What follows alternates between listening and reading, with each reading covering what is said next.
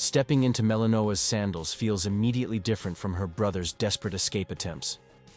Where Zagreus fought to flee the underworld, Melinoë battles to save it, and this shift in perspective breathes fresh life into familiar territory. The setup grabs you by the throat. Kronos, the Titan of Time himself, has overthrown the House of Hades and imprisoned your family. You're not running away this time. You're running straight into danger, armed with witchcraft and determination that would make Hecate proud. This reversal of the original's premise showcases Supergiant's understanding that a sequel needs more than just prettier graphics and new bosses. Combat feels simultaneously familiar and revolutionary.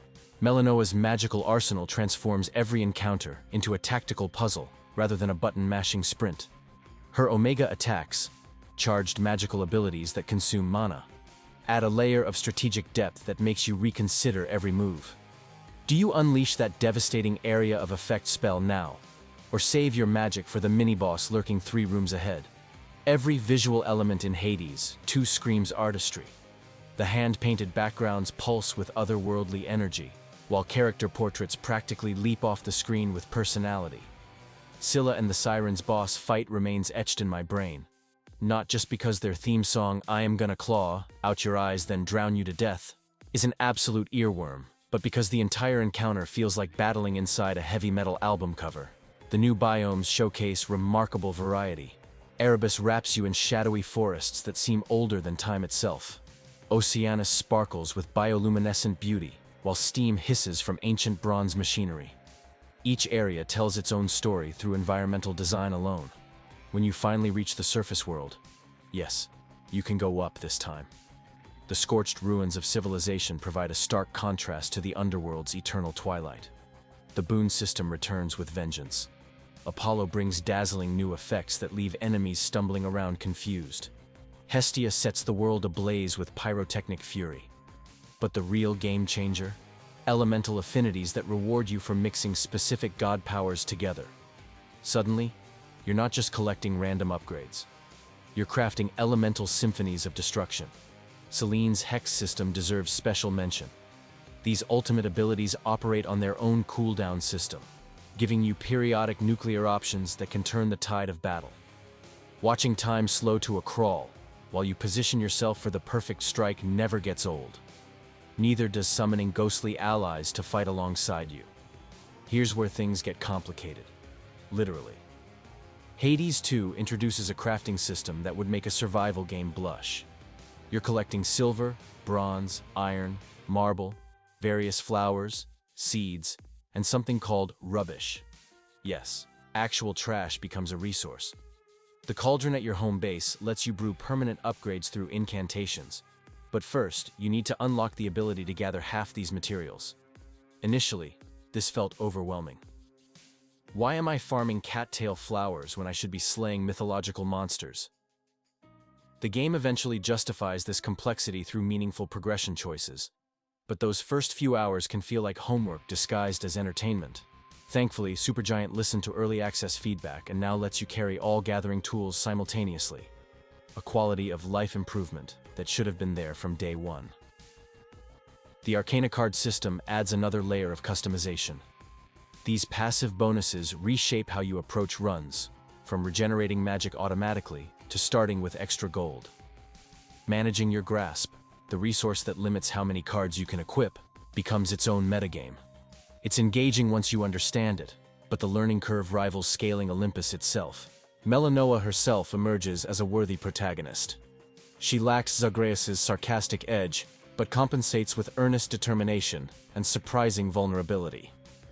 Her interactions with mentor figure Hecate reveal layers of insecurity beneath the confident exterior. When she bonds with her animal familiars, magical creatures that assist in combat, you see genuine warmth that makes her instantly likable. The supporting cast shines equally bright.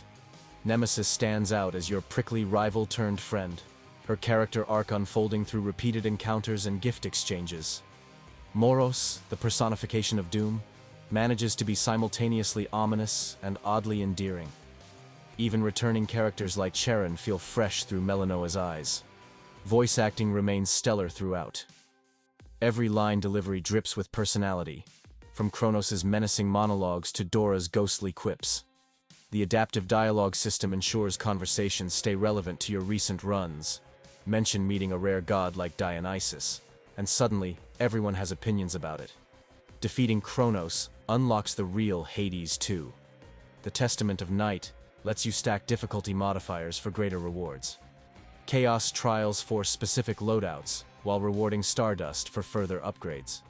The surface path to Olympus provides an entirely different progression route, with unique bosses and resources. This wealth of content extends playtime dramatically.